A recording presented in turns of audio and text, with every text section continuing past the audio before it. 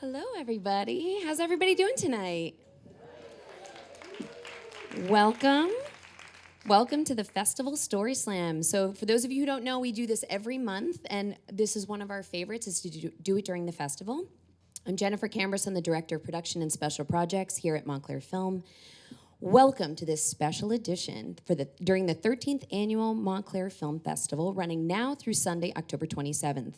Please join me in thanking our exclusive audio sponsors, Audible, our executive sponsor, the New Jersey State Council of the Arts, signature sponsors Craig Newmark Philanthropies, Montclair Mezzanine, Grabowski Development, and the Ankler, presenting sponsors American Express Foundation, Montclair Center Bid, Bloomberg Philanthropies, JP Morgan Private Bank, Hackensack Meridian Mountainside Medical Center, Hiker, Porta, NJ, PBS, New Jersey Division of Travel and Tourism, and Netflix. There's a reason I'm not in programming. Okay, a few announcements before we start tonight. This Friday, as part of the festival, we do have a featured event at MK Upper School up the hill called The Value of Creator Content. So for all of those creators out there in your family and friend circle, please let them know. It's going to be featuring Michelle Carr's docuseries, Challenge Accepted. Join us for an engaging and insightful conversation into the art and strategy behind creating compelling content on YouTube. There will be a post-screening conversation including the Global Managing Director and Head of YouTube Creators. Check out our website at montclairfilm.org. This Saturday, October 26th, join us for our annual fundraiser at NJPAC for a conversation with John Bon Jovi and Stephen Colbert. There are still tickets available, so please visit our website for more information. And finally, there's still time to register for our winter classes for tweens, teens, and adults, so check it out. Tickets for all of these events are at montclairfilm.org, as I mentioned before. To stay up to date for all of our upcoming events, be sure to get on our mailing list and follow us on Facebook and Instagram. For those of you who don't know, we took over the Claridge a few years ago, so we're here all year round. A lot of the films that we're featuring during the festival will also be available at the Claridge these coming weeks. And keep your eye on everything because sometimes we only get it for a 2-week window, especially for some of the indie films. We also want to thank our members. If you haven't already signed up, please consider joining our family of more than 3,000 member households today. In addition to discounts and early access during the festival itself, membership benefits are available at the Claridge, as well as with our Montclair Film education programs. Woohoo! We love education. Director of Education's right there. The bar is open tonight. Please feel free to go get some concessions while I'm making these announcements and during deliberation after the storytellers finish up. Please note our fire exits on your right and left, and the restrooms are on your left and out the door. Without further ado, I'd like to introduce you to your host for the evening, Duncan Miller. He is our storytelling teacher and coach here at Montclair Film. Duncan is a former actor and improviser who has performed with the Second City and Improv Olympic in Chicago. He has performed in various theaters, short films, and festivals in New York City, Chicago, and Baltimore, prior to earning his master's degree in education. Currently, he is a high school academic dean at North Star Academy in Newark, helping to guide the next generation of storytellers. Please welcome Duncan Miller. Thank you, Jennifer. Good evening, everybody. Welcome. So glad to have you here tonight. Very excited to kick off this Story Slam, the 13th year of the Montclair Film Festival. We're no longer a tween. We've made it. 13 years. We got our ears pierced, and we are ready to take on the world. So strap in. We are going to dive in. First, we have to introduce the people who are really in charge tonight. That is our judges, our panel here. We'll get to our storytellers just briefly once you know the rules, and storytellers, listen up, because there is some serious Montclair Film swag on the line tonight. Before we dive in, let's make sure we know who will be doing our deliberation, our judging tonight. These are 3 community professionals. They are members of our community, and these are people who are going to help guide this friendly competition. There is a first, second, third place prize, and ultimately the first place will also get a year membership besides the swag bag. So it's very exciting as we jump in. Before we do, let's get a show of hands. Who has been to a Story Slam before? Where are my diehards, my repeaters? Yes, let's give it up for our returners. Welcome back. And where are my newbies at? Never been here before? Welcome. Yes, even louder round of applause. Let's give it up for those. Welcome. And we're so glad that you're here. All right, our 3 judges are here in the second row. We'll give them applause at the end once you hear their credentials. First up on the end, we have Yana Collins-Lehman. Yana is the CEO of Travana Post Incorporated, a film and television post accounting firm. She currently oversees strategy and operations of the New York, LA, and London offices, a staff of over 50. She started as a post-production accountant at Trevana, working on feature films and television shows since 2004, and is an active member of Local 161. Yana serves as chair of the Post-New York Alliance Board of Directors. The PNYA successfully lobbied New York State for a 30% film and TV post-production incentive, and she's a relentless advocate for the post-production industry. She resides here in Montclair, New Jersey, and serves as a board member on the Montclair Film Festival. Let's give a round of applause for Yana. Welcome. And in the middle, we have Maureen Towie. Welcome, Maureen. As a director working across artistic mediums, she's directed VR documentaries for the New York Times, international tours for Arcade Fire, radical community-based art for Sojourn Theater, and a large-scale interdisciplinary performance for the Brooklyn Academy of Music. She's been recognized as a Fulbright Scholar, a Princess Grace Fellow, and a PBS/AOL Maker. Let's give it up for Maureen. And finally, on the end, we have Gloria Lamorte. Gloria is a film director, writer, and producer. She's taught screenwriting at City College and here at Montclair Film. She currently runs the New York On-Camera Lab at the SAG-AFTRA Foundation. Let's give it up for Gloria. Welcome. All right, now we know who's in charge, so storytellers, listen up. Here are the rules. The only two rules are it needs to be a 6-minute story. The illustrious Jennifer here in the front is your timekeeper. She will give you a green sign when you are halfway through the 3-minute mark. A yellow card lets you know you have 1 minute remaining. And the red card is our Apollo yank. Please start to wrap your story up as you are at the 6-minute mark. The only other rule is to be on theme. Make us laugh, make us cry, do your darndest. We are looking forward to what you bring as long as it's on theme with behind the scenes. Reminder, there is no intermission tonight, so if you do need a last snacky or drinky, please do that now. But behind the scenes, whether it's a curtain, a scrim, or just a very opaque light, we want to peek behind the curtain tonight with some exciting stories. They might be industry-related, they might be unrelated, but we're so thrilled that we have 10 storytellers to show us what happens when nobody is looking. Let's give it up for our very first storyteller. Welcome to the stage, Jill Beckman-Gaines. Welcome, Jill.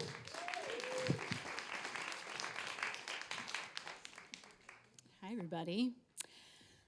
Well, today is October 23rd, so happy Weird Al's birthday to everyone who celebrates.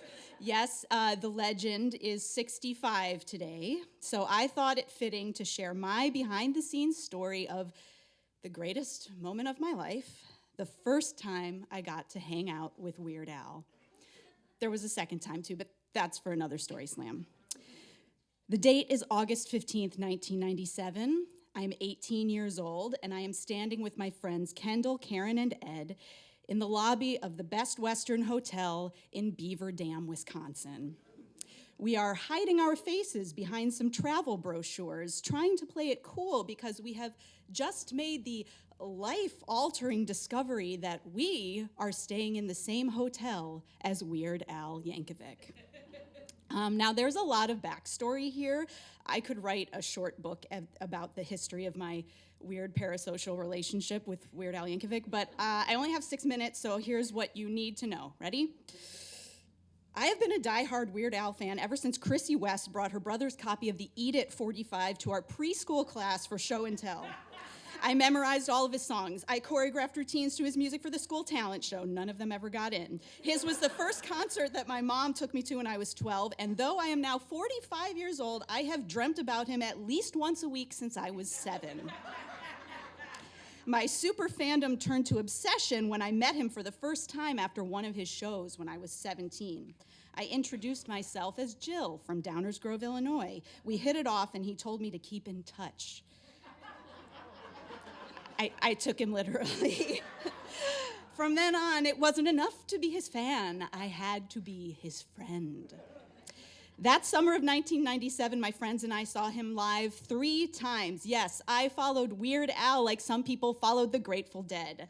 I was determined that the best way to become friends with him was to get backstage. It nearly happened after those first 2 shows, but each time we ultimately left disappointed. I only had one more chance that summer to make Al my friend, and that was at the Dodge County Fairgrounds in Beaver Dam, Wisconsin.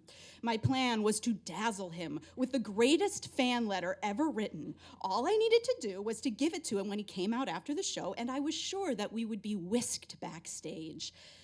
But he didn't come out after the show. We waited around until eventually we were asked to leave by security and had to give up.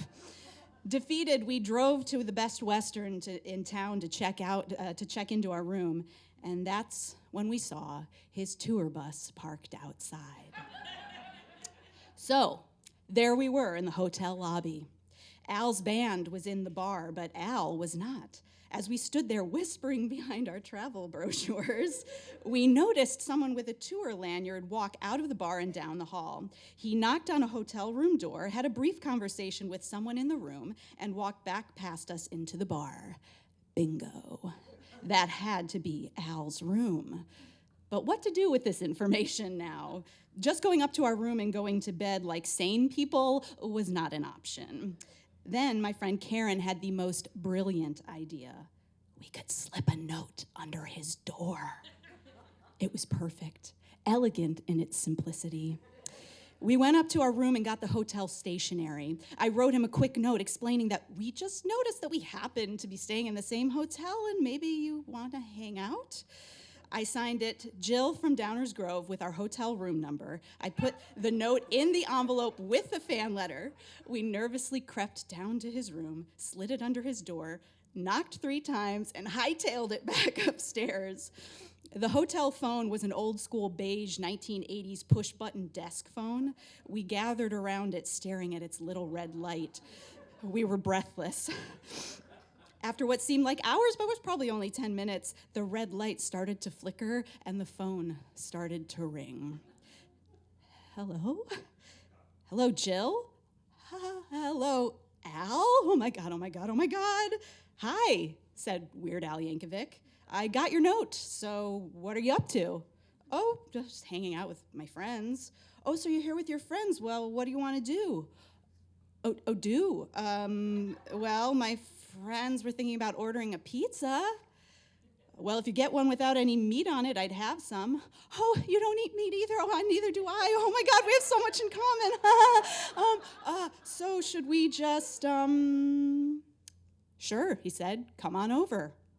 I hung up the phone and all of us started jumping on the bed and screaming so loudly that we got a noise complaint from the front desk. We called the only pizza place in town, ordered a large cheese pizza, and gave them Al's room number for the delivery. Soon, we found ourselves standing in front of Weird Al's hotel room. With a level of entitlement that I have never experienced since, I confidently knocked on his door. Al greeted us in a Hawaiian shirt and black jeans. I introduced him to my friends. This is Karen and Kendall and Ed. I guess that makes you Jill from Downers Grove, he asked. Yep. I felt my cheeks burning. We told him how much we loved the show. He invited us in and told us to make ourselves at home. I perched next to him on the bed and began an assault of totally inane questions. I think at one point I even asked him if he felt more like a Libra or a Scorpio. But he was so kind and generous and never once made us feel like the starstruck kids that we were. He paid for the pizza and we circled around it on the bed. As he took his first bite, he said, I guess I'm being a really bad vegan tonight. What? You're vegan? I was stunned. I had been a vegan for a year at that point, and I had never in my life met another single vegan. Me too. Oh, well, don't call the vegan police on me, he said with a mouthful of cheese. We bonded over how hard it was to eat on the road and how lonely it can feel to be true to yourself. But, he said, you can't give up. He told us all about the new kids' TV show he was working on and even showed us the rough cut of the show's intro on VHS right there in his room. Then he got out his tour binder and showed us everything that was in it, schedules and contact sheets and set lists. It was 100 times better than being backstage. After about 2.5 hours of generously entertaining us, Al was visibly falling asleep and politely said, "Well, I should probably get to bed. I have another show tomorrow night." We thanked him profusely, and on our way out, he gave us his used soap, shower cap, and hotel shampoo as souvenirs. What a guy. By this point, it was 3 a.m., but there was no way that any of us could sleep. We floated on a cloud of ecstatic bliss over to the only place that was open, the local Waffle House. We were giddy as we stuffed our faces with French fries and recounted the details of our story to anyone within earshot. We decided we needed to thank Al somehow, so we went to the only other business open at that hour, the gas station, and did some thank you gift shopping. We loaded up a big paper bag with gummy bears and chips and a little teddy bear and a single red rose, and left it outside Al's door with a thank you note attached to it. And as the sun came up, I watched from the window of our hotel room as Al boarded his tour bus with that giant paper bag in hand. Al drove off with $20 worth of convenience store crap, and we drove back to Downers Grove with the greatest story of our lives. I'm pretty sure we got the better end of the deal. Thank you. All right, let's keep it going for Jill Beckman Gaines. All right. I guess the only clarifying question I have is, where is the shower cap and soap now? Yes, she still has it. Still has it. And the rose was vegan, I assume, so he was good to go. Very nice. Great way to start. Thank you. What a wonderful, hilarious story. Let's keep it going. Our second storyteller tonight coming up is Linda Shortman. Let's give it up for Linda.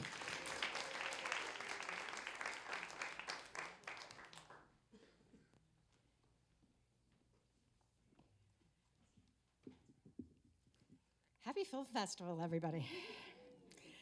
Some of my favorite behind-the-scenes experiences happened when I was working for the Newport International Film Festival in Newport, Rhode Island. The event was in June, and the resort location attracted tourists and locals to see a wide variety of film.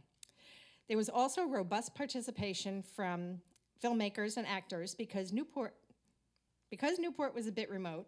A local car dealership would sponsor the festival by loaning the access to several vehicles. This was pre-Uber. Volunteers and staff would drive the guests from the train station and airports and shuttle them around town. Serving as a driver was fun because you met a lot of people responsible for making the films. Actors, producers, directors, quite an array of filmmakers. They tended to chat when riding in the car, which was my favorite part of the gig. Some encounters happened by chance, but for specific events, we would get assigned. My favorite year was the year Michael McKean was our Person of the Year. Famous for his role on Laverne and Shirley, multiple roles in Christopher Guest mockumentaries, a host of films, and most recently, Better Call Saul. He hosted a week-long retrospective of films, and on the weekend, his fellow Spinal Tap co-stars and bandmates, Christopher Guest and Harry Shearer, joined him for an awards lunch, an acoustic set at a local music venue, and a Q&A after that evening's screening of This is Spinal Tap. I brushed up on all of the films Guest had directed and were going to be screened during the week, and got ready for a fun week. Very excited. Side note, as a driver, you often would meet family members that would accompany the filmmakers. McKean's wife, Oscar-nominated Annette O'Toole, also spent the week and was possibly one of the most positive, funny, creative, and talented people I have ever met. When I showed up for my first shift that week, I was told that I was assigned to drive Guest and Shearer around town for their commitments that Saturday. I was nervous and excited to spend time with these talented performers. They were warm, charming, friendly, and very funny. I had learned that when you're the driver, your passengers often act like you're not there, kind of like driving teenagers. From their conversations in the back seat, I realized that these two longtime friends had not seen each other for a while. They spent the ride to the sound check for their performance that afternoon, catching up on family and projects. A sound check is like a mini performance that was a behind-the-scenes look at what was to come that afternoon. I was reminded how talented these gentlemen are as musicians and the range of their work. They fleshed out the set list and got all the technical stuff in order. It was fun to watch them pull together so many genres of music to satisfy all of their fans. Rock, blues, folk, but no costumes, no wigs, just pure talent. The awards lunch was next, speeches, stories, and accolades, pretty standard stuff. After the awards lunch, we drove back to the music venue. Word was that the line for the show was around the block, so I asked the guys if they wanted to hang somewhere else before going into the building. They were pretty chill about it, so I pulled up to the back door of the Blues Cafe. As soon as I stopped the car, we were surrounded by fans. I was a bit overwhelmed, but the guys were good-humored about the crush, for a bit. When they'd had enough, they politely excused themselves and went into the building. At the door, security told myself and the other driver that only the band could be backstage. But when we told them we were the drivers, we got seated in a prime spot backstage. The show was great, and I was giggling about the fact that this woman over 50 got to say, "I'm with the band." After the show and a spirited Q&A, the guys were craving ice cream. Very rock and roll. While we were waiting in line at the Cold Stone, a customer was giving the young cashier a hard time. McKean suddenly pulled out his Lenny Kosnowski voice and came to the rescue. He disarmed the situation with humor and surprise, which left more than one person with their jaws on the floor. It was especially the instigator. It was awesome. The next day, I was told that Christopher Guest had requested that I take him sightseeing in Newport before he headed home that evening. We strolled through town and walked the docks at the waterfront. He also wanted to do a little shopping to bring home souvenirs for his family. Throughout the day, we talked about a lot of things. For a man so engaged in the film industry, we never discussed movies. Our conversations revolved around family, travel, fishing, shoes, guitars, and a book about New York history he was reading. Never a mention of a movie. We were at a toy store, and he was looking for a gift for his youngest. At one point, he held up a ladybug hand puppet and said, "Oh, look how clever, the legs are a glove." Holding out the sixth leg, he said, "What am I supposed to do with this?" I replied, "Oh, that's for your sixth finger." He looked at me and said, "I don't really have 6 fingers." I thought that was a strange thing to say. But thinking I was oh so clever, I held up an octopus puppet and said, "And this is for someone with 8 fingers." The exchange struck me as odd, but I filed it away, and we finished a lovely afternoon. Some of you know. He thanked me for my time and my company as he headed back to LA.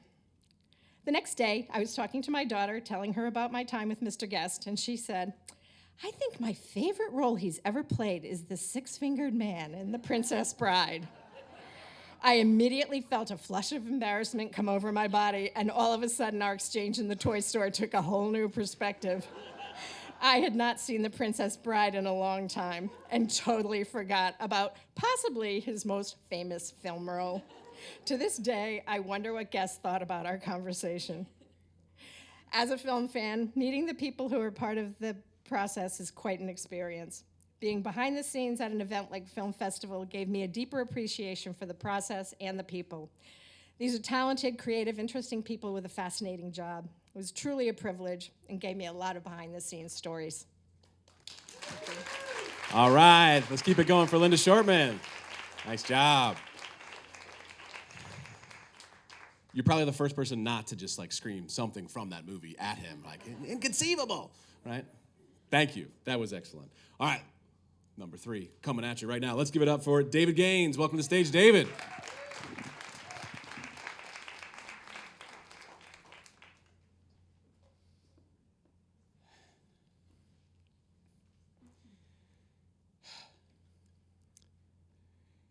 I was 16 the first time Robert Redford ever squeezed a zit in front of me. We were standing on my parents' tennis court in wealthy, woodsy Weston, Connecticut on a humid July day, 1994. Bob and I were taking a break from hitting balls, and it was a quiet moment. The sound of crickets, the engorged whitehead, a small ejection of blood, and sweat glistening on his neck. Now, you know, this probably sounds like some sort of nonsense stream, right? But I assure you that this is real, even though it might be hard for you to take the leap and go with me on this, that it did actually happen. But back to the pimple, the one on Bob's neck. Bob Redford. How did we get here? Well, the rumors went back as early as '87 that he might be in town already, and most people seemed to doubt that they were true. 6 years later, nobody had ever actually laid eyes on the guy, and it seemed even farther from reality that he might someday inhabit the Martins' old house, the vacant, modest, two-story colonial right through the woods from ours. Until one day, as my garage band and I were torturing our lead singer with yet another doomed attempt at Led Zeppelin's Black Dog, and an older guy, late 50s maybe, wandered up the driveway in tennis whites, sport goggles, headband, and asked for my dad. Apparently, he'd been over a few times before.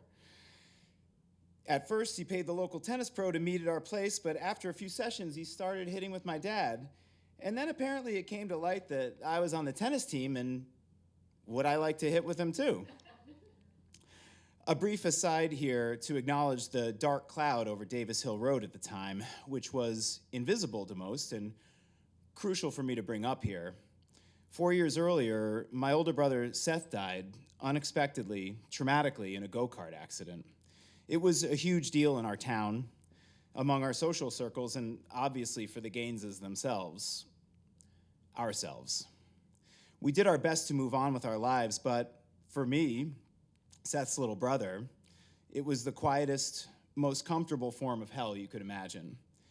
In terms of actual survival, we wanted for nothing. But stuck in our own individual grief, we desperately needed connection, we needed therapy and healing, and we lacked the skills. Outwardly, I was an achiever, but inwardly a self-hating loser with feelings too big to even look at, let alone share with anybody. So I was pretty lonely most of the time, even if I wasn't actually alone. Bob didn't like to play sets. He just liked to hit. So we'd rally back and forth from the baseline. I'd maybe cross court, I'd maybe go hard down the line, make him run a little bit. He'd return the favor. He was a pretty strong player. I challenged him once to an actual game, and playfully, instead of going by the usual scoring, he suggested a single game to 21, win by 2, ping pong rules. I learned to play tennis not because I enjoyed it, but because it was part of the social order my parents aspired to and had achieved in their own lives. Tennis was a game played by the well-off. I hated competing, and for the most part, the court was just another place to feel lonely, except not with Bob. During breaks, sometimes Bob would ask me about my totally boring and inconsequential life, and I'd ask him about his childhood, and he'd tell me about Santa Monica, weekly family dinners at the local hot dog restaurant, the trips to the library afterward, and his journeys into the mythology section. I don't know if Bob knew about my brother. It's possible that it came out in conversation with my parents at some point. I never found out. We never talked about it. But amid all the pain and confusion of an invisible car-wrecked childhood, a small miracle happened. He saw me. We talked a bit about the movies I knew, specifically Quiz Show and A River Runs Through It, which were recent then and huge at the time, and I had seen and totally loved. And interestingly, those conversations were not at all about the glamour or the details of the business and anything that might have been, part of the mystique of being Robert Redford. They were all about the real stuff, the authors and the subjects whose lives had inspired him to work on these projects. Stories of the real people whose public and private struggles were dramatized on screen and honored. Bob and I stopped playing tennis that fall. Soon I was in college, and he moved away suddenly, and we never reconnected. When I tell friends here and there about this bizarre chapter in my life, I often get asked the most obvious question: what was it like? And understandably, because the mystique of one of the world's biggest movie stars is so outsized, and I had such an uncommon opportunity to connect with him, it would naturally seem like there was something extraordinary to tell. And for a long time, I felt weird about answering because it seemed to me that on the surface, there actually wasn't. Our relationship was so uneventful and easy. But there was something, and not insignificant, at least to me, that my unexpected friend and neighbor, Bob, walked into our statusy little town, into my sad, privileged life, and through little more than hitting a stupid yellow ball back and forth, detonated so many of the pitfalls and traps of hashtag winning that had been laid out before me. I was years away from therapy. I hadn't the slightest notion of becoming a filmmaker at the time. But as I stand before you today, 47, beautiful family, satisfying if challenging career, I am so, so grateful. I never thanked him. And if I never get the chance to do it directly, I know I can honor the gift by doing what he did for me, to show up authentically, to live unpretentiously, to find the courage to see others, and challenge myself to be seen. Thank you very much. Thank you, David. Let's keep it going for David Gaines. Wow.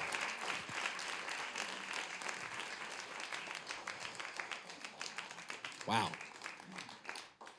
We could just take a mutual breath together. I had a famous neighbor one time. I lived in Brooklyn. Her name was Christina Ricci, and I was a huge fan, but then she double parked me in. True story, and we were no longer friends after that. So I wish I had a Bob. All right, speaking of Bobs, let's bring up our next storyteller, Bob Sadecki. Welcome up, Bob.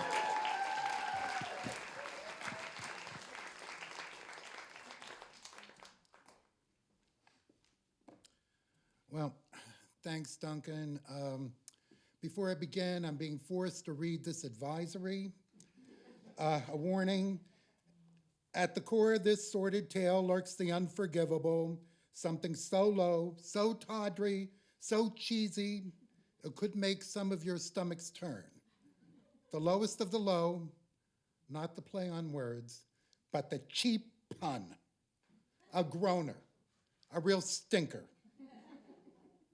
The most heinous crime against the English language. You've been warned. Now, we're going to talk tonight about the thrill of going behind the scenes. It's something that I've always loved. I mean, I think everybody loves that feeling of going behind the curtain, hearing something they're not supposed to hear, seeing something they're not supposed to see. I think for me, a lot of the fascination stemmed from those old Alfred Hitchcock movies. I love them all. Suspicion, Psycho. What's the one, that old Jimmy Stewart movie? He's in a bathrobe the whole time and he's spying on his neighbor. Rear Window. Rear Window, that's it. Yeah, but I'm digressing. But I think all of us like that sort of lurking. But let's get to my story. We, many years ago, my wife and I, we were a young couple, and we had just purchased our first home. And it was the most charming and teeniest house ever in New Jersey, ever, okay? The realtor called it a dollhouse, and it was. It was charming. There was only one problem with it. I could not fit into it. The downstairs was like a little palace, a man cave before there were man caves. The ceiling was about 4 inches shorter than I was. I couldn't stand being down there.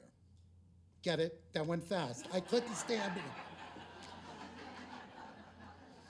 And the master bedroom was so tiny and so cramped that we had to push our queen-size bed flush up against the wall to make it fit. Now, as if that wasn't bad enough, there was a window on that wall. It was about halfway down the side of the bed, and there was no room to spare. We couldn't even put a drape up. So it was open, and I should say that it was about waist level. I like to sleep on my side and don't visualize anything else about this, okay? Well, other than that, this neighborhood was really kind of perfect. It was filled with cherry blossoms and evening primrose and rosebuds, and on one side of our little cottage, there was an elderly couple, and they planted a dogwood tree every time a new baby was born in the neighborhood. And on the other side of our house it was creepy. There were weeds, it was overgrown, it was in disrepair, and a huge old man with a long, mangy beard lived there with a young woman who was pale, pale, pale, very skinny, and had cropped black hair. It was ghoulish. It was also the hottest summer on record, sweltering. So everything in our house was open, all the windows. And every night, as I tossed and turned in that bed, I would hear the normal sounds that you hear in a neighborhood on a summer night. You know, the stray dogs, the stray cats, a violent murder threat. Yes, with all the windows up, I heard it. And I have to tell you, that summer was so hot. Every night my ass hung out that window, okay? But one night I heard screams coming from next door. It was the old man and the young girl. "I'll kill you," she said. "You go ahead. Take a knife, stab it in me." Well, there was a lot of noise, a lot of wrestling, whatever. I didn't know what to do. I tossed and turned, went back to sleep. "How'd you sleep, honey?" my wife said the next morning. I like a log, I said. I didn't want to say anything to her. She was very pregnant, in the house by herself, and it was also strange. For all I knew, maybe my ass had just had a bad dream that night. I don't know. But so I went out in the yard and to get the newspaper, pull a few weeds, nonchalantly kick around to see if there was a dead body anywhere. And then right in broad daylight, I heard the argument again. I heard the old man. I heard the young woman. And I looked down the street, and the young woman was walking along by herself. She looked back at me, okay? And I realized she was both voices. I was living next door to Norman Bates. Now, my imagination kicked in overdrive. Would we be next? What would happen? But my investigative ass and I decided to sit tight for a couple of days. Okay? I finally got up enough nerve to introduce myself to a neighbor and ask if she had noticed anything unusual happening in the house. What about the girl next door? I asked. What's up with her? The woman turned stone cold and said, "Oh, Adrian? She was apprehended yesterday at the Acme." I knew it. It's my fault. My head went down. And the neighbor gave me a puzzled look. Well, all we know was she was a little odd, but nobody dreamed she would ever go into the supermarket and take off all of her clothes and then be arrested for indecent exposure. Why is that your fault? Okay? Well, it wasn't my fault. And it turned out that, Adrian had some tics and some quirks, but she was really pretty harmless. And her uncle, who was taking care of her, was just trying to do his job. By the end of the summer, Adrian had gone through some psych workups and was no longer speaking in tongues, thank God. And their lawn was cleaned up. The house looked a lot better. And soon the heat wave ended, and so did the drought. And the bedroom window closed, and my ass moved indoors for finally. Our baby girl was born. The new dogwood tree was planted. Adrian got the care she needed, and I learned that things are not always as bad as they may seem. But trying to figure out what's happening behind the scenes can get you in a lot of trouble. And that concludes my version of Rear Window. Take that, Jimmy Stewart. All right, keep it going for Bob Sinecki. Nice job, Bob. Always befriend the crazy neighbor, but not too friendly. All right, let's keep it going. We're going to bring up now Stuart Ginsburg. Welcome to the stage, Stuart.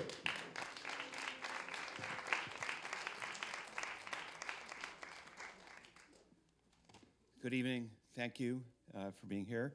So since this is behind the scenes, I really have a story about meeting my comedy idol They say, don't meet your heroes. I met Mel Brooks when I was working in publicity, and I worked for the company that handled the Tony Awards.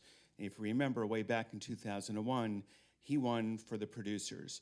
But before I tell you the story, since we are in a movie-themed film festival, I got to tell you that origin story, like they do in Marvel movies.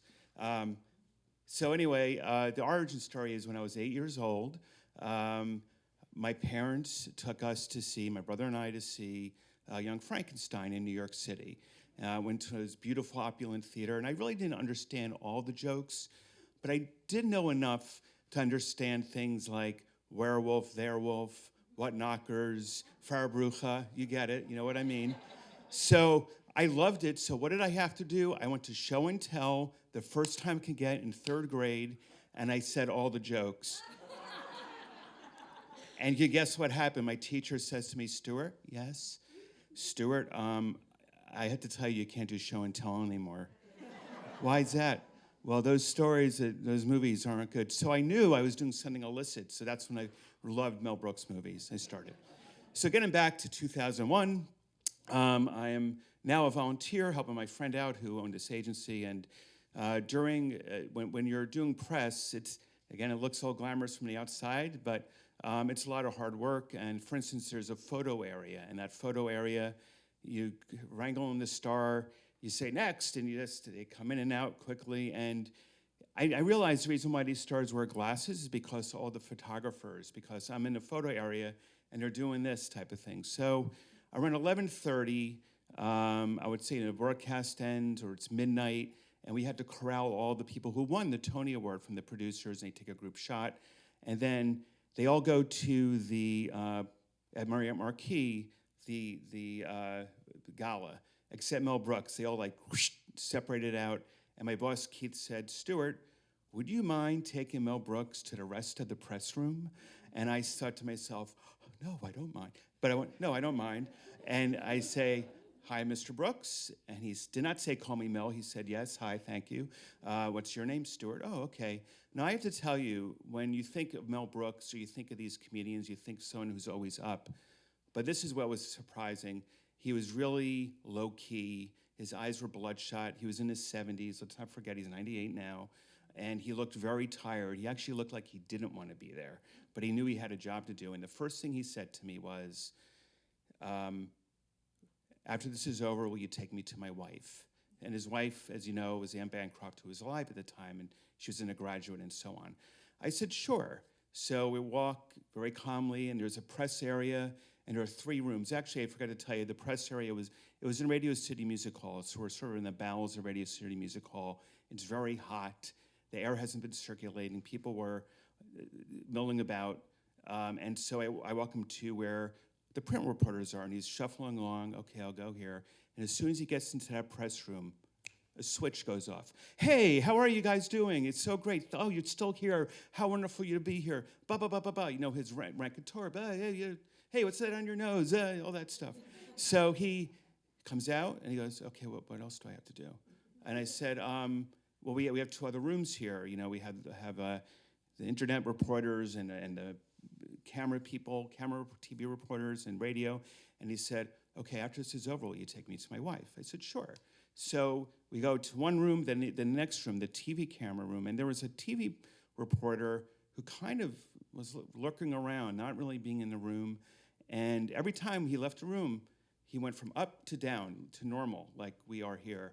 And there's a cameraman, a reporter says, I want to do a walk and talk. You know, I want to walk with Mel Brooks. We want to walk down the hallway. We want to do this shot. And he's talking. It's 1 o'clock in the morning already. He's just, we want to do this. And I go, okay, I'll see if Mr. Brooks will do that. And as he's walking out, I say, well, Mr. Brooks, do you want to, you know, he never said, call me Mel, by the way. That was, I thought we were really getting to be friends.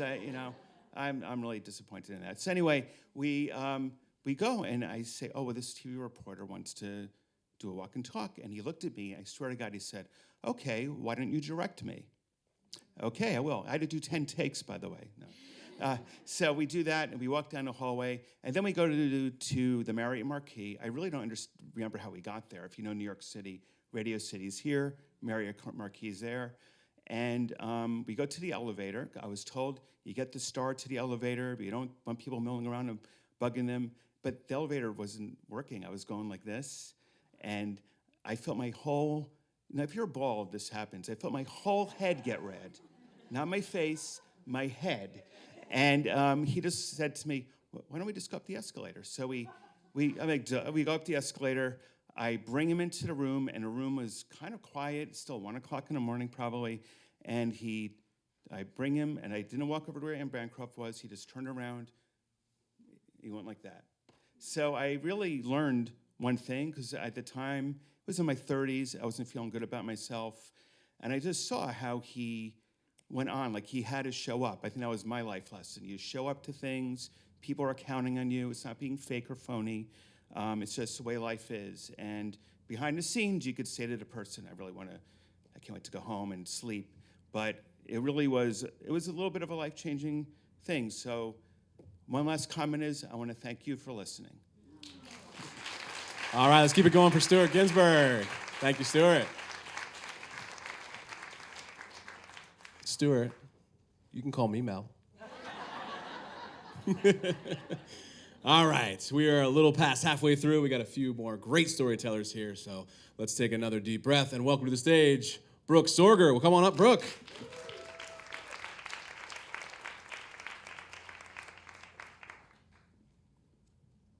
Hi.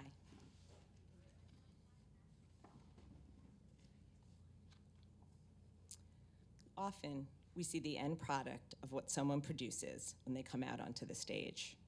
Perhaps we make assumptions about them or about their process. But often, not always, these assumptions are at the very least wrong, and at the very best, a projected version of ourselves. Bob, we have a lot in common, because nothing is as it seems. So I also have a disclaimer.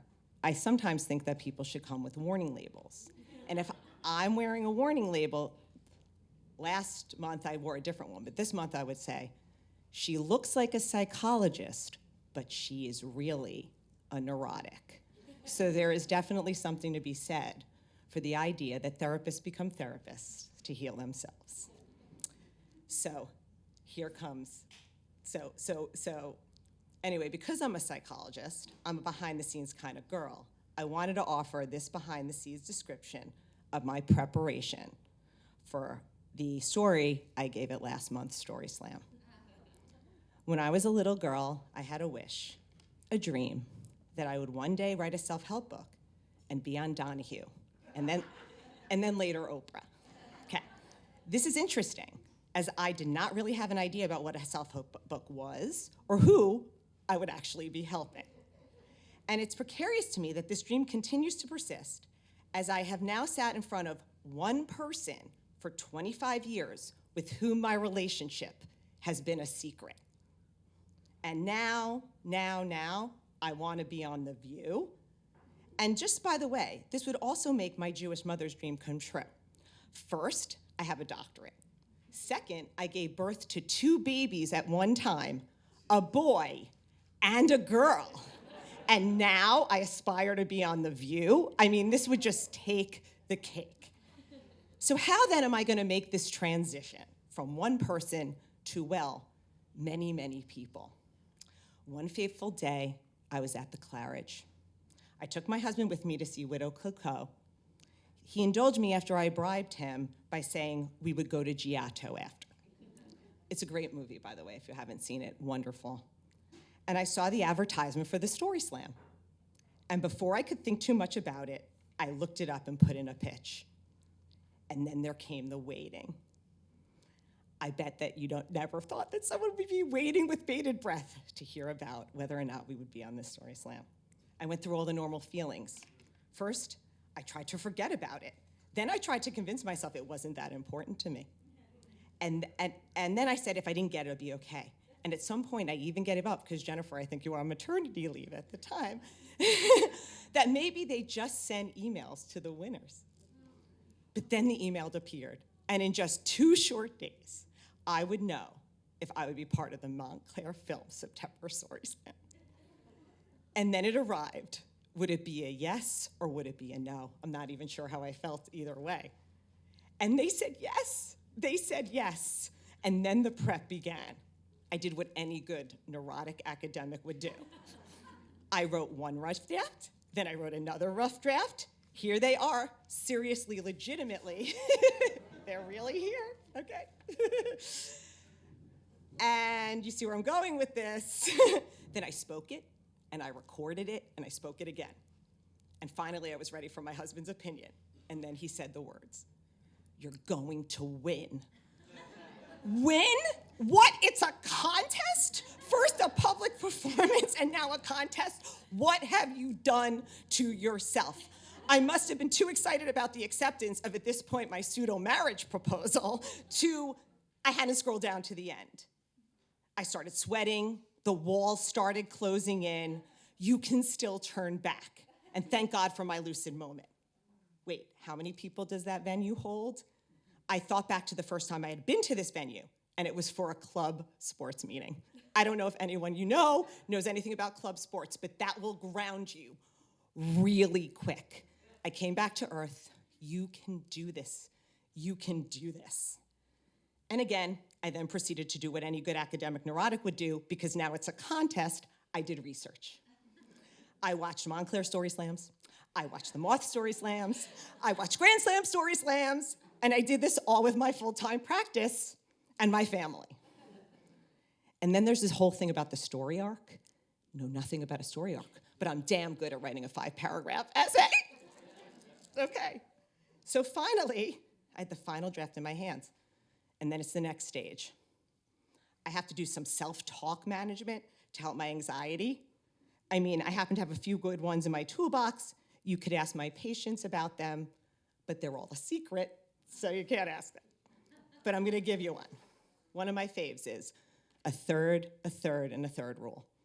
No matter what you do, a third of the world's gonna love you, a third of the world's gonna hate you, and a third of the world's not gonna care. Yet my anxiety raged on. I hold my parents accountable to this, a bit of an occupational hazard, and that's okay because now I have 17-year-old children, and they're gonna now hold me accountable for their anxiety, so you know, karma's a bitch. This is the best part. This is the end.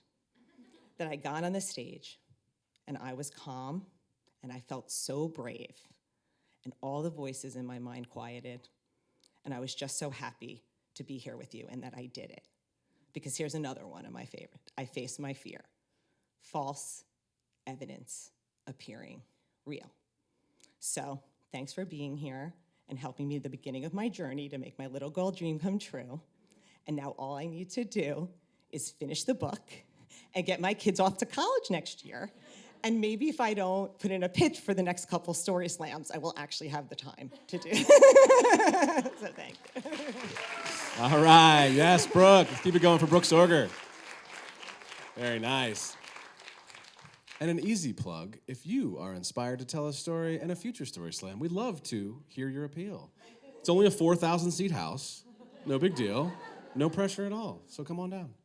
All right, we are almost at the end. Just 3 more stories tonight. Let's give it up and keep it going for Craig Baldo. Welcome, Craig.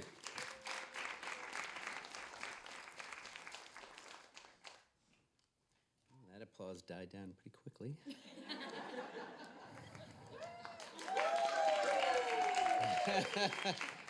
You guys must be getting a little tired. Sleepy? I feel good. How's everybody feeling? You guys feeling okay? Yeah, I think this is fun. I love this. Behind the scenes. My story is about the behind the scenes of a lot of like, you know, celebrities. This is about the behind the scenes of my celebrity, right? Because I'm Craig Baldo, a comedian, right? A lot of you guys grew up on my records. Right? I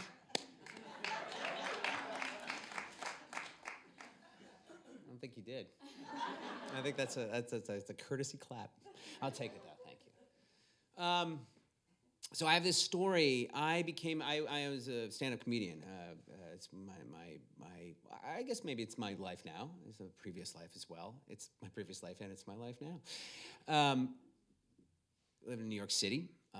I knew I wanted to become a comedian. This is kind of like Stuart had the story. It's kind of very similar to this, where I was watching an episode of Alice. Yeah, Alice, the waitress, and the waitresses, and she had a line, and I must have been like 5 years old, and Flo, sassy Flo, asked Alice, she's like, well, did you ever think when you grew up you would be a diner waitress? Alice asked this to Flo. Did you ever think you'd be, you always thought you'd be a diner waitress? And Flo said, no, I always thought I'd be a cocktail waitress. And it got a big laugh track. It was a good joke. But my little 4-year-old brain was like, it just something like I heard it and I was like, yes. And so then at my parents' next party, I was milling about the party, and of course all the parents always come up to you, Craig, what do you want to be when you grow up? And I said, a cocktail waitress. Boom, laughter. I was like, this is it. I nailed it. I can do this. I can really do this. So I became a comedian, and so I spent my life trying to, I went to Hollywood, been around the block, and I was trying to make my mark as a comedian, as a writer. I also did, I submitted packets to TV shows. And so once I submitted this packet, if I'm losing some of you, just let me know. I'll back up because, if there's some gaps in this story. So I was submitting to a lot of TV shows, Conan O'Brien, The Daily Show, those kind of things. I was doing shows like that. I was performing on Conan O'Brien too. That's one of my friends. And so I applied. Oh, this is so long. I can't even believe how long ago it was. I sent in a submission writing packet to a show called The Man Show. Does anybody remember that show? Really? I was looking at the crowd. Like the man was on Comedy Central's Jimmy Kimmel and Adam Carolla. I mean, this show, and then they left, and then Doug Stanhope and Joe Rogan took over. I mean, this show paved the way for the Me Too movement. It paid. I think it J.D. Vance's favorite show growing up. So I think it was like his Downton Abbey kind of a thing. It was like he loved that show. So we can thank the Man Show for J.D. Not a lot of fan, I can tell. So I submitted to this show, and I was like, okay. I thought my packet was great. I wrote all this misogynist bullshit. It was like terrible. I didn't want to do it, but I did it. And I wrote I wrote a script for a commercial, like a K-Tel commercial of the Oral 80s. If you can imagine what that was. Songs to give, well, okay. Good stuff for the Man Show, right on point. And one of the things they did, Manovations was one of the things on that show. And it was inventions just for men. This is all about just men, celebrating themselves, I guess. And so it was like the Manovations, one of them was like an art pillow, something that you could lean on while you're peeing. Like, because when you're, like, dumb shit like that. And one of the things that I did was a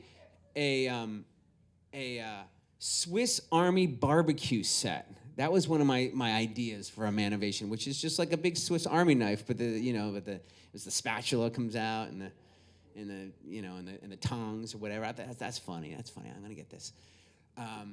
And I asked my agent, though, they're not gonna own any of these ideas, right? If I don't get this job, I'm like, yeah, no, you're good. We signed something. You're good. So this was in the spring, and I submitted the packet, and that's 3, right? Or is it? Oh shit. Oh my God, I missed the 3. Okay, so I didn't get the job, and it's summer now, and my roommates at the time in New York City were watching The Man Show in the living room, and I walked by it, and I was just like, oh, you guys are watching. I applied. I was like, what the fuck? They were opening a Swiss Army barbecue set. I'm like, motherfucker. I'm like, and I call my agent right away. I'm like, it's like, this was it. This was gonna be it should have been my job. Like, they can't. Did you? He's like, well, let me call them. I'll find out what's going on. And it's like, and I suddenly started feeling like a martyr. Like, this is gonna be my big thing. Like, Baldo v. Man Show is gonna be like cited and through time. I'm gonna win this. They fucked with the wrong comedian. And okay, so I'm gonna wrap this up. So basically, and I was just, I was ready to go at it. I was ready to take down the man show. And so I run back into the room and I'm watching the show, just seething. I'm like, I can't even believe this. And Jimmy Kimmel at one point goes, I don't even remember if it was Doug Stanhope or what. He goes, okay, we're gonna go to commercial now, and after the break, we're gonna go over each other's Super Bowl picks. Do you think it's gonna be the Tennessee Titans or the St. Louis Rams? And I was like, the Super Bowl? I was like, it was July, and I was like, the Super Bowl already. I was like, who's in this? I asked my room, who's in the Super Bowl? Because I'm such a man, I didn't know. They're like St. Louis and Tennessee. It was a repeat. I stole their material and submitted it to them.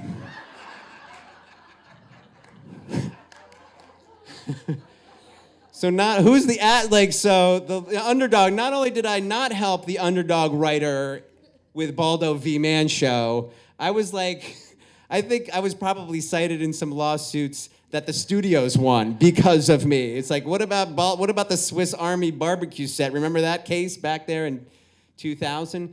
So of course I called everybody, hold up, stop. And anyway, that was it. So I plagiarized from the Man Show.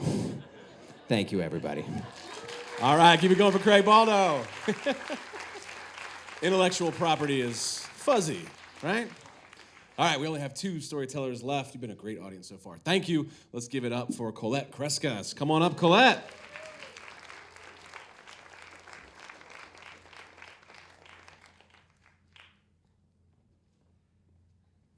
Good evening, Montclair.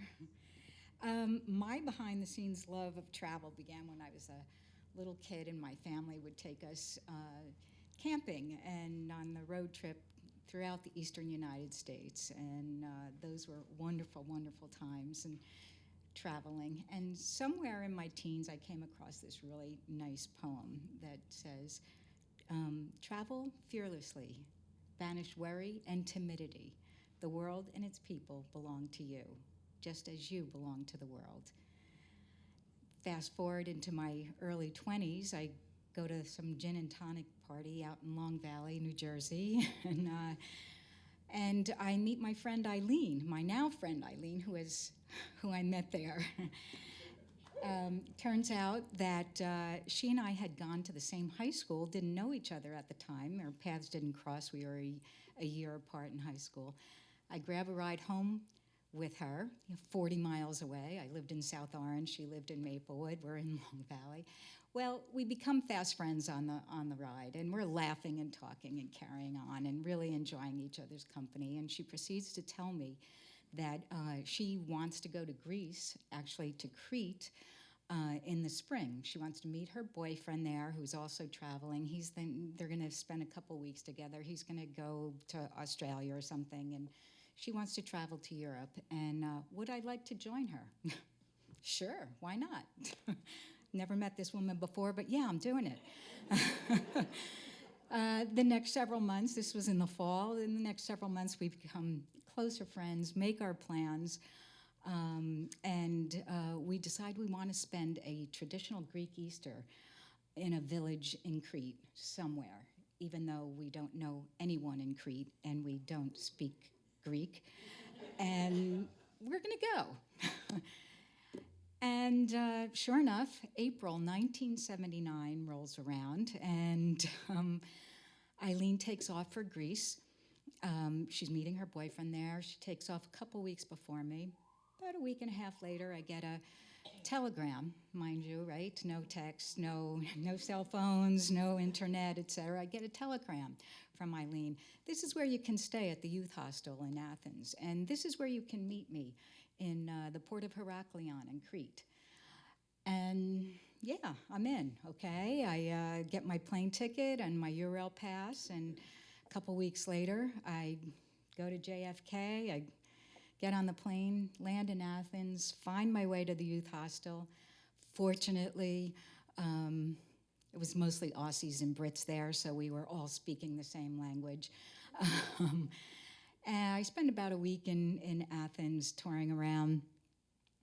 The day comes, I've got to go to to meet Eileen in Crete. I'm really nervous, but I make my way to the port, arrive in Crete, and lo and behold, Eileen and I track each other down on the docks. Amazing. Next day, we decide, okay, let's get going. We hitchhike, we walk, we hitchhike, we walk. We finally find the little dirt road, one lane, up a very steep mountain. No guardrails. We're hiking up with our backpacks. We're out of breath, and a pickup truck drives by and kind of tells us, "Come on, get in." We hop in. We hop in the back of the bed of the truck. They don't speak English, obviously. We don't speak Greece. They drop us off at the cafe in town, in this beautiful village of Shinokapsula. They drop us off at the cafe. And the woman comes out and wants to know what we want to eat. And she says it in Greek, but clearly we're in a cafe. We're supposed to be eating. Eileen whips out her sketch pad and pencil and proceeds to draw a nice bowl of soup with some steam coming out of it. It was really sweet. Anyway, sure enough, a couple minutes later, she comes out with the bowl of soup. There's a couple kids there playing in the street, laughing, pointing at us, our backpacks, our hiking boots, our canteens. She starts yelling at them in Greek, and I think she's just kind of brushing them away. And they run up the street. About 5-10 minutes later, they come back, and with a big Greek guy behind them, big, bushy, thick black hair, big, bushy beard. Proceeds to come and shake our hands and introduces himself in English, and his name is Vasily, and he proceeds to tell us that it translates to Bill. It translates to Bill in English. He also tells us that he is the only person in the village that speaks English. So what are you doing here, he says to us, and what's up, and where are you from? So we tell him our vision of spending a nice Greek Easter, and he's listening, and we say we're from New Jersey, and he says, "Oh, I own the Lackawanna Diner in Morristown." Okay. All right, Vasily. Come with me. I'll show you around the town, he says. So he tours us around this beautiful village up in the mountain, and he takes us to his mother's house, introduces to her mother, and they're speaking Greek and very loudly and motioning, and we're, yeah, we get it all. We understand, sort of. Okay, so then he says, all right, well, come on back, and he brings us up a path and into it was a fairly new outbuilding, built of concrete, and yikes. Okay, and opens the door, and we look in, and it's basically a twin bedroom with a bathroom. And he says, you are welcome to stay here for the next couple of days and through Easter, and actually for however long you want. And we're amazed. And his mother and her friends for the next several days just invite us in and help and teach us how to prepare for the upcoming holiday. And one of my favorite preparations was we made homemade individual egg custard pies, and we brought them out into the field, pretty far into the field, and baked them in a stone oven. It was amazing. They involve us for the next couple of days, and then Easter morning, they are like, come follow us. And my cheat sheet, sorry. Follow us, and we begin to process through the village, following the village people and the priest, who is now blessing every door in the village. Just a beautiful scene. And we continue with the celebrations and eat all day long and find ourselves in a little park-like setting outside the village later in the afternoon. And people are playing music, and other people are dancing, holding each other. They're dancing in a big circle. And Eileen and I look at each other, and we're like, yeah, let's dance. will be fun. So we get up and we're dancing with them. And the children start pointing and laughing, and the women now are openly laughing at us. And we look around and realize that we are the only women dancing in this men's circle.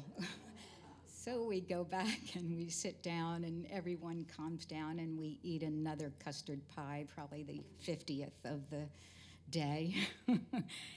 And the behind the scenes story for me is that I was then able to fully understand what it meant to have the people of the world belong to me and me belong to them. Thank you so much. All right, let's keep it going for Colette Kreskas. Nice job. Wow. Well, I hope you're not too full, because we have one more story. Let's welcome to the stage, please, Maggie Doyne. Welcome up, Maggie.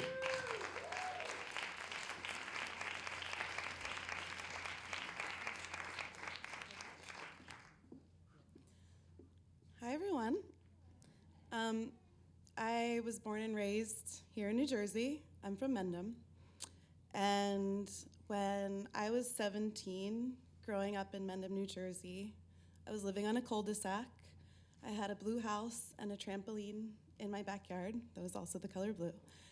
And when you're in Mendham, New Jersey, and you're 17, you constantly get asked one question.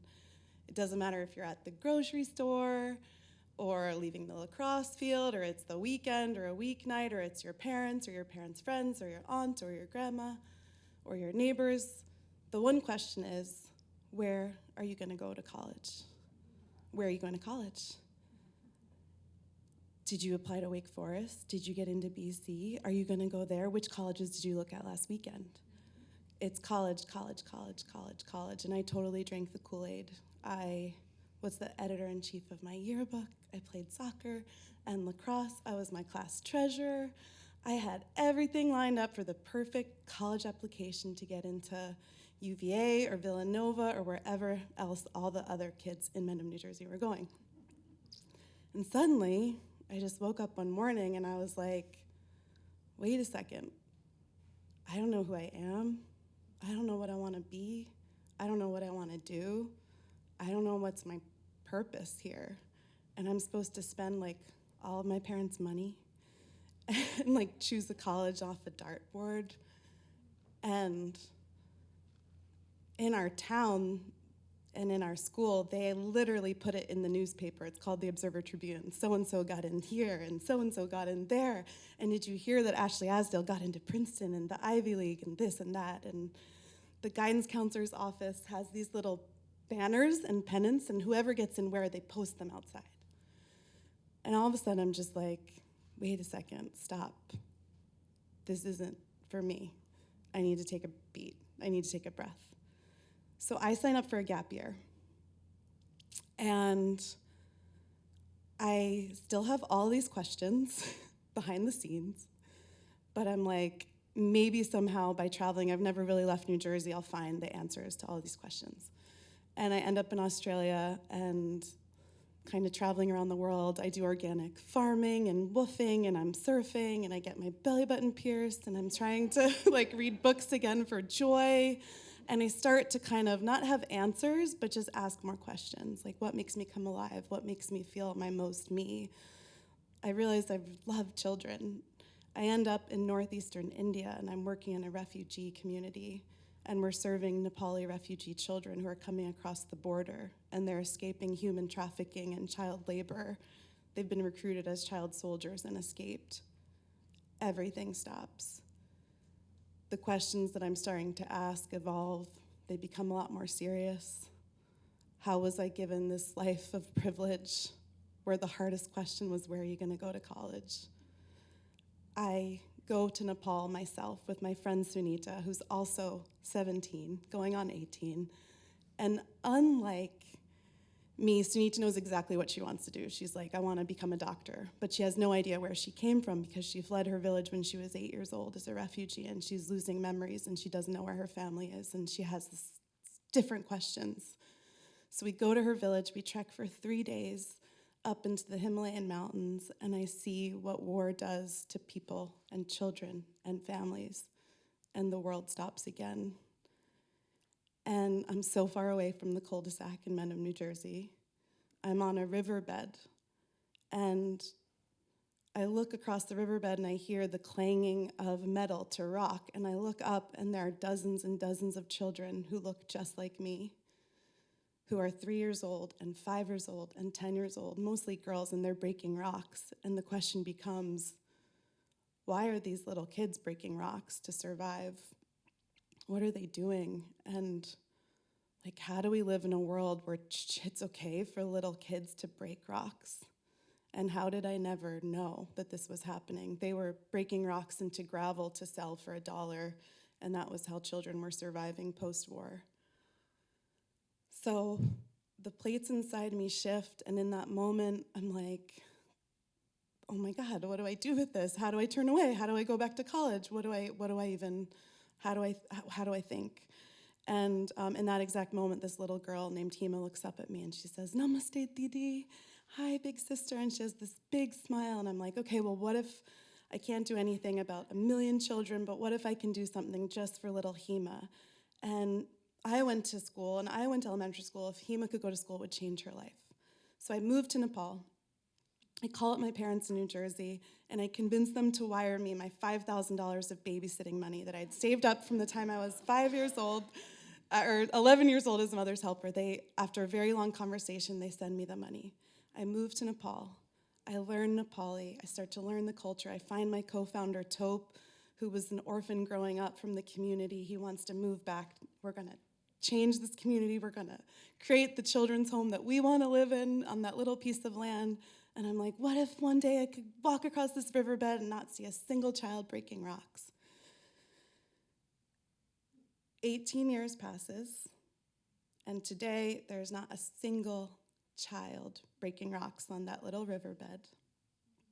And we've learned so much. It was so hard. It was so impossible. I never went to college. I became an adoptive mom to 53 children. And I got to drop them off to school and pack up their dorms. And everything kind of changed in the blink of an eye. I run a nonprofit. It's called Blink Now. I wrote a book. It's called Between the Mountain and the Sky. And when I was a little girl growing up, I used to go to the Clare Ridge movie theater. When you're a mom living in Nepal with 53 kids, there's nobody to date. And there's no Tinder, there's no anything, but by some miracle, we win CNN Heroes, and part of winning CNN Heroes is that you have to fly to LA and get a makeover. And that night out at an event, I meet my husband, and he's a documentary filmmaker. He leaves making commercials. He had just done an Amex Nike shoot, which is like the apex of commercial making, apparently. And he moves to Nepal, and he films our life for 9 years. And our movie premiered this week at Montclair Film Festival.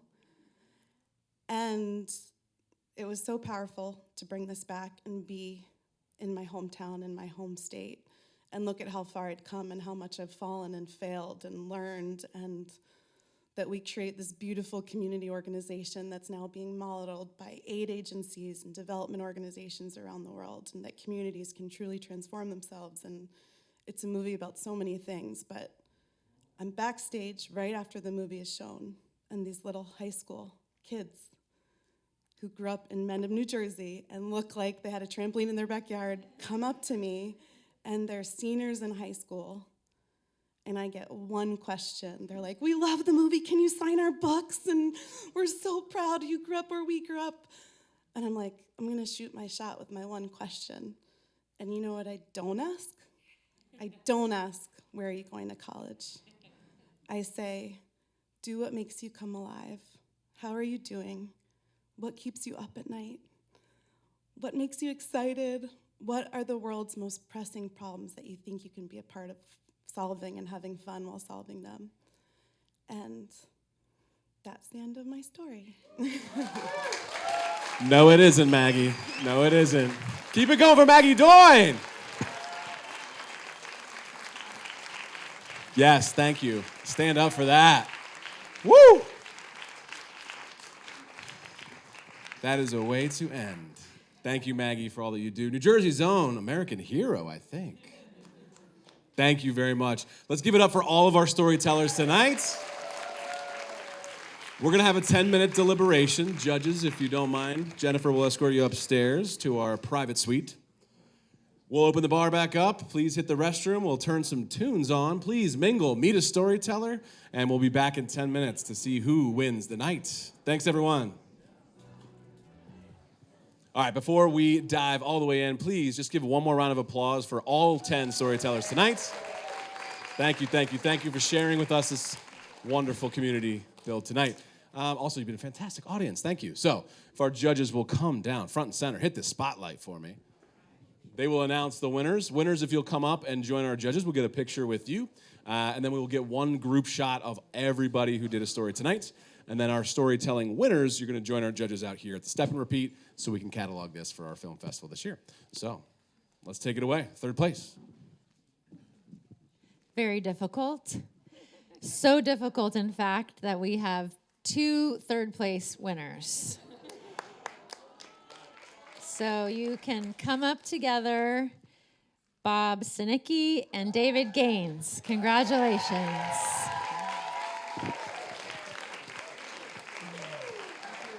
Here you go. Thank you so much. Congratulations. Congratulations, gentlemen. If we can get both of you next to... David, you know how to hit a spotlight? There you go.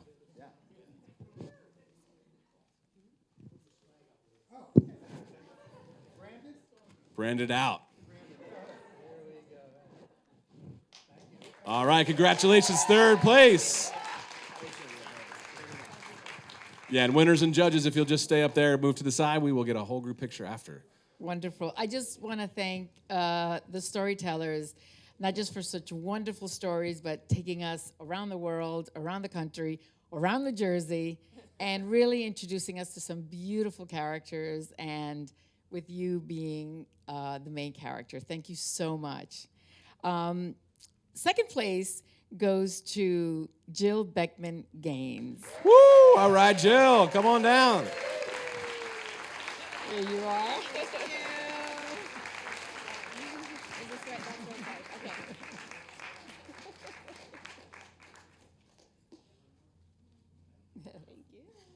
All right, everyone, you got wooden armrests next to you. If you care to drum roll, we'd love that. No obligation. Yes, get that drum roll going. First place. First place goes to Maggie Doyne. All right, Maggie, come on down.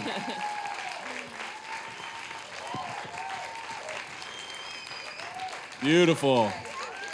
Thank you so much for sharing, Maggie.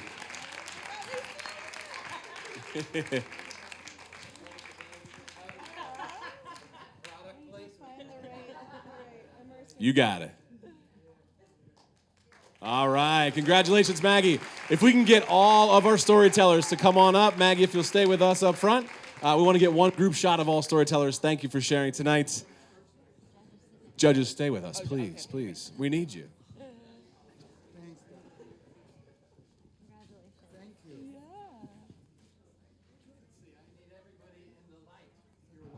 Oh, yeah. Here we go. Come in. Everybody slide down a little bit. Yeah. Thanks for getting cozy. Get yellow with me. Yeah. Real heroes take a knee. Thank you.